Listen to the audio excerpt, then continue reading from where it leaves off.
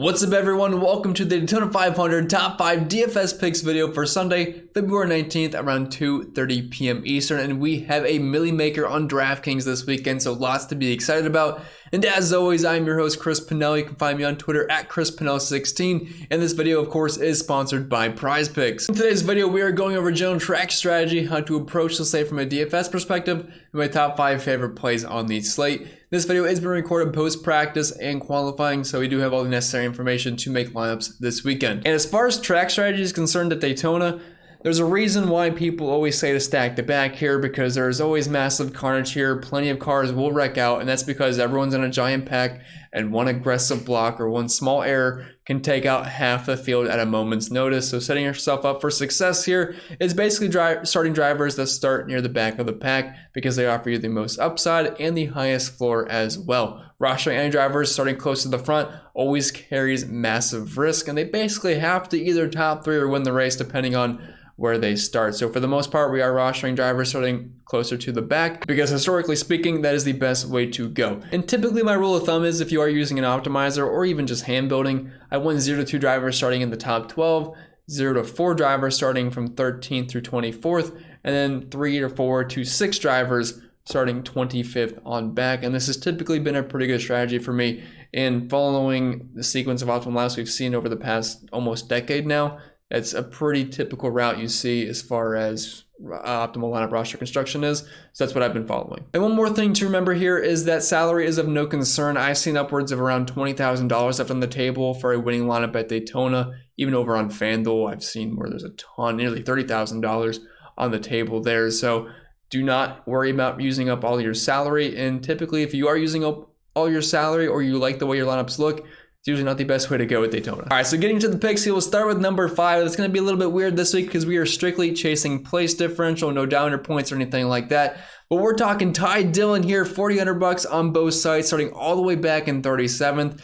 And Dillon, while he's in downgraded equipment this year, that shouldn't really matter too much for this race. The name of the game here is just surviving till the end. And Dillon is actually pretty good at just finishing races, which is all we can ask for. Again, like I said, the car downgrade to the 77 this year from the 13 and 42 car, but I think he'll be just fine. He's got an average finish of around 20th place at Daytona the past 6 races, which is going to net you, if you just hit his averages for this race, we're talking nearly 40, 45 DraftKings points, and there's definitely room for a lot more. So I'm liking Dillon here in cash games, and I think he's fine in tournaments as well, but I am expecting the ownership to be pretty high. And moving on to number 4, we are talking a very volatile driver here, and what better place to do it at a volatile track. So we have Stenhouse Jr, $1,600 on DraftKings, 6K over on FanDuel. This is mainly, again, just chasing place differential. He's starting all the way back in 31st, and while he has a very extensive wrecking history here at Daytona, we're talking a lot of DNFs since almost the past decade now. But he has one of the best average running positions in the field. He is a very good super speedway driver, and I think at some point we probably see him close to the front.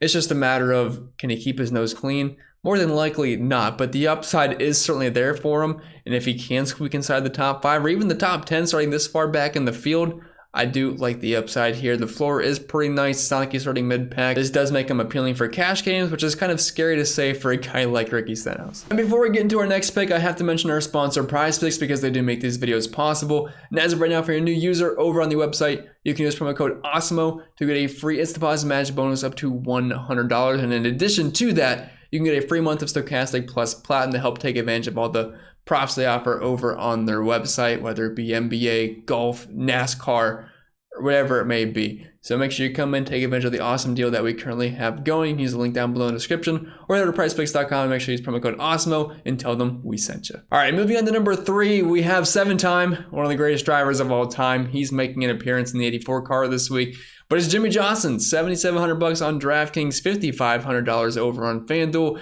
He's starting in 39th. He is going to have massive ownership. So if you are playing tournaments, just be a little bit careful with that because everyone and anybody has an equal chance of wrecking out here. But on paper, Jimmie Johnson is an excellent play here. As long as he doesn't wreck out early, he's going to offer you a ton of place differential upside. And that's really as simple as that. And then moving on to number 2, we have the 3 car here with Dillon, 8,000 flat on DraftKings, $7,500 on FanDuel, the most recent winner here at Daytona. He's also won a Daytona 500 in his career several seasons ago, but he's starting all the way back in 27. So while he's not in the 30s, offering as much place differential upside as some of the other drivers we talked about, he's still one of the more polished drivers at super speedways, especially Daytona. And I definitely think he's worth taking some stabs at, starting all the way back in 27th. And while he doesn't have as big a name as some of these other drivers showing in the farther back, that might keep his ownership a little bit lower than what it should be. Still expecting decent ownership, but hoping we can get maybe a little bit of leverage there. And finally, getting into our number one play for the Daytona 500. If you could do me one small thing in return before we get to it, just leaving a like on the video, subscribing to the channel if you are new. We post tons of content each and every single day on this channel, so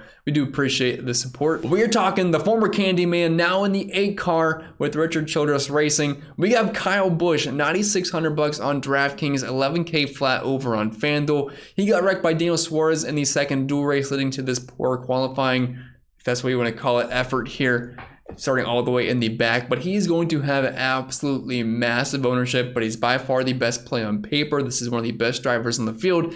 He typically runs pretty well at Daytona. He just happens to get caught up in the mess a lot. But if you are playing cash games, he is definitely a lock here. The floor is extremely high. The ceiling is very high as well. And even a mediocre race where he finishes, let's say, 15th to 20th, that's still a very good day over on DraftKings with the place differential he can offer you. Now, there is some merit to fading here in tournaments just because of the insane ownership. But even then, I still think you have to have a large chunk of Kyle Busch in your portfolios this weekend. And just to recap, at number 5, we had Dillon. Number 4, Ricky Stenhouse Jr. Number 3, Jimmie Johnson. Number 2, Austin Dillon. And number 1, Kyle Busch. But with that being said, that's all I got for you guys this week. If you have any more extra questions, you can check out the website, check out the projections ownership that we have currently posted for the Daytona 500. If you have any questions for me specifically, you can leave them down below. I'd be more than happy to answer them. But I wish you all the best of luck, and I'll see you all next time.